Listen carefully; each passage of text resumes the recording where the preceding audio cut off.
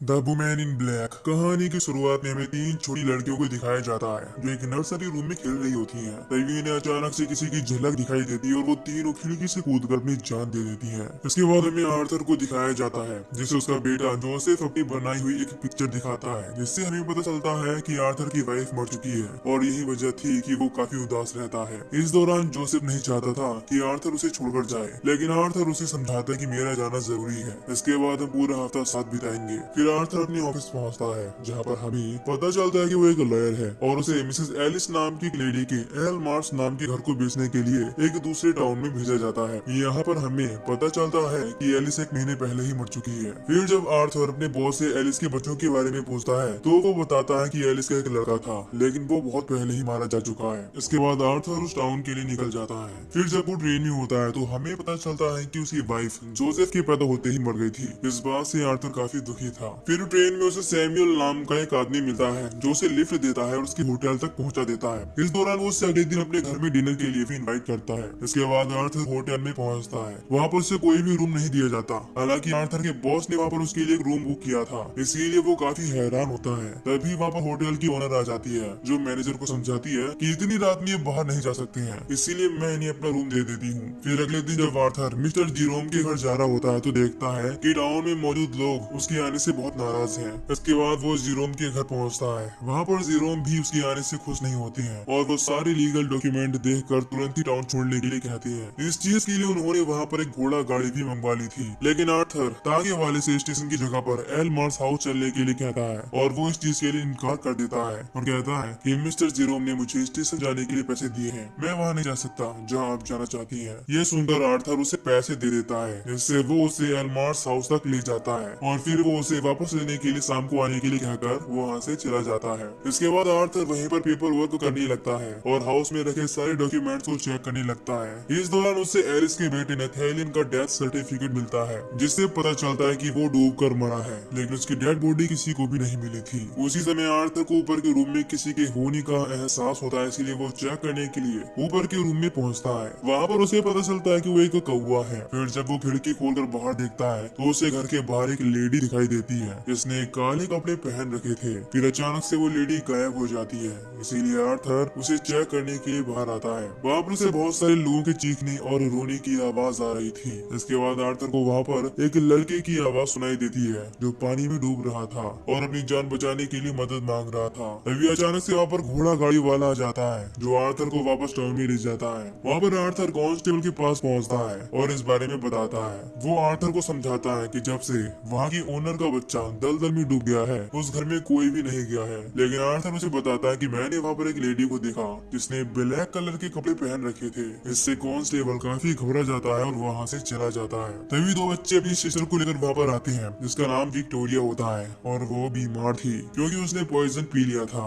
हालांकि आर्थर उसे संभालने की कोशिश करता है, लेकिन जैसे ही वो उसे पकड़ता है विक्टोरिया मारी जाती है। इससे उसके पेरेंट्स बहुत ही ज्यादा दुखी होते हैं। फिर जब आर्थर होटल पहुंचता है तो होटल की ओनर उसे वापस से एलमार्स जाने के लिए मना करती है, जिससे वो काफी हैरान होता है और अजीब लगता है। फिर अगले दिन आर्थर सैमुअल के घर डिनर के लिए जाता है। वहाँ पर सैमुअल उसे बताता है कि हमारा बेटा भी बचपन में मर चुका है और अगर वो अभी जिंदा होता तो तुम्हारी एज का होता। फिर आर्थर सैमुअल और उसकी वाइफ के साथ डिनर कर रहा होता है। अभी सैमुअल की वाइफ एलिजाबेथ बहुत ही अजीब तरह से बिहेव करने लगती है और चाकू से टेबल पर स्क्रैच करने लगती है। यह देखकर आर्थर बहुत ही ज्यादा डर जाता है। इसके बाद सैमुअल बताता है कि उसकी वाइफ एलिजाबेथ को ऐसा लगता है कि उसके अंदर उसके बेटे की आत्मा आ जाती है, लेकिन सैमुअल को इन सब बातों पर विश्वास नहीं था। फिर जब सैमुअल आर्थर को एलमार्स हाउस ले जा रहा होता है तभी टाउन के लोग उसे घेर लेते हैं क्योंकि उन्हें लगता है कि विक्टोरिया के मरने की वजह कोई और नहीं बल्कि आर्थर है, क्योंकि उसने एलमार्स में उस लेडी को देखा था। इसीलिए सब लोग चाहते हैं कि सैमुअल उसे स्टेशन ले जाए। हालांकि वो इस चीज के लिए तैयार हो जाता है, लेकिन सैमुअल उनसे झूठ बोलता है और जबरदस्ती उसे एलमार्स हाउस तक ले जाता है। अब क्योंकि आर्थर अकेला था इसीलिए सैमुअल उसे अपना डॉग दे देता है, इससे वो खुद को अकेला महसूस ना करे। इस दौरान उसे घर में किसी के होने का एहसास होता है, इससे वो काफी डर जाता है। तभी उसके साथ मौजूद डॉग भौंकने लगता है और घर के बाहर आ जाता है, इसीलिए आर्थर भी चेक करने के लिए घर के बाहर आता है तो उसे खिड़की पर फिर से वही लेडी दिखाई देती है। इसे देखकर वो बहुत ही ज्यादा हैरान होता है और वापस से उसी रूम में चेक करने के लिए पहुंचता है, लेकिन उसे कोई भी दिखाई नहीं देता। लेकिन वहाँ पर उसे बहुत सारे लेटर मिलते हैं जिससे उसे पता चलता है कि नेथेलियन एलिस का नहीं बल्कि उसकी बहन जेनेट का बेटा था, जिसने उसे पालने के लिए दिया था। लेकिन एलिस ने उसे धोखा दिया और जेनेट को उसके बेटे से मिलना बंद करवा दिया, जिस बात का उसे बहुत ही ज्यादा दुख होता है। साथ ही साथ उसे ये भी लगता है कि जब एलिस और उसकी फैमिली दलदल में फंस गई थी तो उसने नथेलियन को बचाने की कोशिश भी नहीं की। इसीलिए वो एलिस पर बहुत ही ज्यादा गुस्सा होती है, क्योंकि अब उसके जीने की कोई भी वजह नहीं बची थी। इससे उसने खुद को फांसी लगाकर सुसाइड कर लिया। तभी कोई परछाई आर्थर की तरफ बढ़ने लगती है, लेकिन इससे पहले कि वो उसे नुकसान पहुंचा पाती, वहाँ पर मौजूद डॉग भौंकने लगता है। इससे आर्थर की नींद खुल जाती है। वो देखता है कि वहाँ पर मौजूद एलिस और उसके हस्बैंड की तस्वीर को किसी ने बहुत ही बुरी तरह से खराब कर दिया है। ये देखकर वो बहुत ही ज्यादा डर जाता है। उसी समय उसे रॉकिंग चेयर की आवाज सुनाई देती है, इसीलिए वो चेक करने के लिए किड्स रूम में पहुंचता है, जहाँ से वो आवाज आ रही थी। वो देखता है कि वो चेयर खुद ब खुद हिल रही है, लेकिन उसके पहुंचते ही चेयर का हिलना बंद हो जाता है। फिर जब वो कमरे में चेक करता है तो उसे वहाँ पर कोई भी दिखाई नहीं देता। तभी उसे दीवार पर कुछ लिखा हुआ दिखाई देता है। इसे छुपाने की कोशिश की गई थी, इसीलिए वो उसके ऊपर मौजूद कवर को हटा देता है। वो देखता है कि वहाँ पर लिखा हुआ था कि तुम उसे बचा सकते थे। फिर जब आर्थर खिड़की के बाहर देखता है तो उसे बाहर दलदल में किसी की परछाई दिखाई देती है, और जैसे ही वो खिड़की पर हाथ रखता है उसे एक लेडी की चीख सुनाई देती है। इससे वो बहुत डर जाता है। फिर जब वो नीचे के फ्लोर पर आता है तो देखता है कि कोई दरवाजे को खोलने की कोशिश कर रहा है। इसकी वजह से उसके साथ मौजूद डॉग लगातार भौंक रहा था। इसलिए हिम्मत करके आर्थर जैसे ही गेट को खोलता है उसे कुछ दूर पर बच्चों की घोष दिखाई देती है, और ये वही बच्चे थे जो टाउन में मारे गए थे। इससे पता चलता है कि जेनेट अपने बच्चों का बदला लेने के लिए टाउन के बच्चों को मार रही है। ये देखकर आर्थर बहुत ही ज्यादा घबरा जाता है और वापस से अंदर आकर दरवाजा बंद कर लेता है। तभी उसे सुनाई देता है कि किड्स रूम में म्यूजिक बज रहा है, इसीलिए वो चेक करने के लिए वहाँ पर पहुँचता है। उसे दिखाई देता है कि कैसे जेनेट ने वहाँ पर खुदकुशी की थी। ये देखकर वो बहुत ही ज्यादा डर जाता है। इसकी वजह से उसके हाथ में ली हुई कैंडल भी बुझ जाती है। उसी समय वहाँ पर उसे नथेलियन का घोस्ट भी दिखाई देता है। इससे डरकर वो रूम के बाहर आ जाता है। तभी वो देखता है कि जेनेट उसकी तरफ बढ़ रही है, इसीलिए वो दूसरे रूम में छुप जाता है, जहाँ पर उसे दिखाई देता है कि कोई बेड से इस तरह से निकल रहा है जैसे कि वो दलदल में फंसा हुआ हो। अब आर्थर घबराकर घर से बाहर जाने की कोशिश करता है और वहाँ पर उसे सैमुअल मिल जाता है, जो उसे वापस टाउन में लाते हैं। हालांकि इस दौरान आर्थर सैमुअल को सारी बातें बताने की कोशिश करता है, लेकिन उसे आर्थर की बातों पर विश्वास नहीं होता। फिर जब वो दोनों टाउन पहुँचते हैं तो देखते हैं कि जीरोम के घर में आग लग गई है और उसकी बेटी लूसी घर के अंदर ही फंस गई है। ये जानकर आर्थर बिना सोचे समझे घर के अंदर पहुंच जाता है, जिससे वो उस लड़की को बचा सके।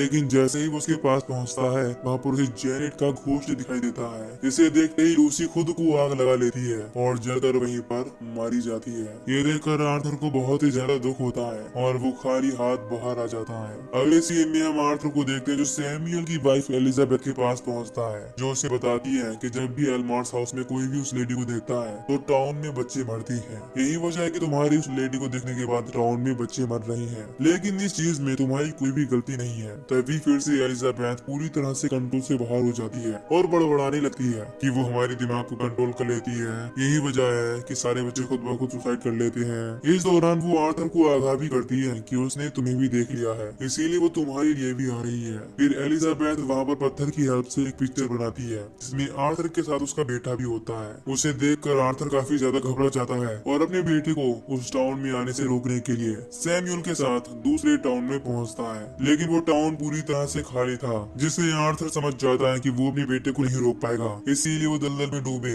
जेनेट के बेटे नथेलियन की डेड बॉडी को निकालने का फैसला करता है, ताकि वो उसे उसकी माँ से मिला सके, क्योंकि उसे लगता है कि अपने बेटे से मिलने के बाद जेनेट शांत हो जाएगी। इसीलिए वो सैमुअल के साथ वहाँ पर पहुँचता है और खुद को एक रस्सी से बांधकर दलदल में उतर जाता है। वहाँ पर चेक करने के बाद उसे वो घोड़ा गाड़ी मिल जाती है जिसमें नथेलियन डूबा था। फिर बड़ी मुश्किल से सैमुअल उस घोड़ा गाड़ी को अपनी गाड़ी की हेल्प से खींचता है, जिससे आर्थर को नथेलियन की डेड बॉडी मिल जाती है। फिर वो किसी तरह से उसे बाहर निकाल लेता है। इसके बाद वो उस डेड बॉडी को एल्मार्स हाउस के किड्स रूम में रख देता है। लेकिन जब सैमुअल उस डेड बॉडी को ठिकाने लगाने के लिए कहता है तो आर्थर बाकी बच्चों की डेड बॉडीज को भी ठिकाने लगाने के लिए कहता है। इसके बाद आर्थर किड्स रूम में पहुंचकर सभी खिलौनों में चाबी भरकर चला देता है और जेनेट के आने का इंतजार करने लगता है। इधर सैमुअल को वहाँ पर अपना बेटा दिखाई देता है। वो उसका पीछा करते हुए एक रूम तक पहुँचता है, लेकिन उसका दरवाजा बंद हो गया था। इधर जेनेट किड्स रूम में पहुँच जाती है। हालांकि पहले तो वो आर्थर को डराने की कोशिश करती है, लेकिन जब वो अपने बेटे की डेड बॉडी को वहाँ पर देखती है तो गायब हो जाती है। इससे आर्थर को लगता है कि वो जा चुकी है। इसीलिए वो लोग जेनेट की कब्र खोद कर उसके बेटे नथेलियन की डेड बॉडी को भी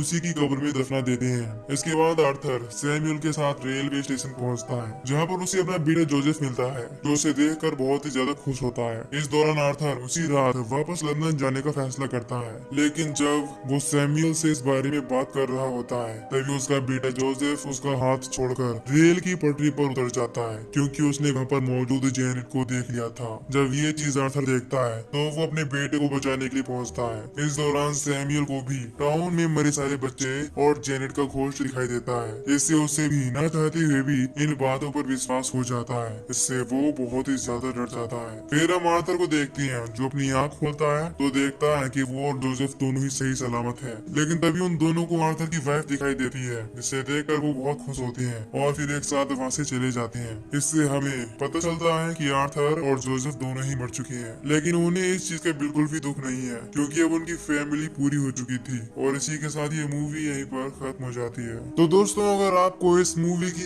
एक्सप्लेनेशन पसंद आई हो तो वीडियो को लाइक और चैनल को सब्सक्राइब कर दीजिए। बाकी मैं मिलूंगा आपसे न्यू वीडियो में। Till then take care.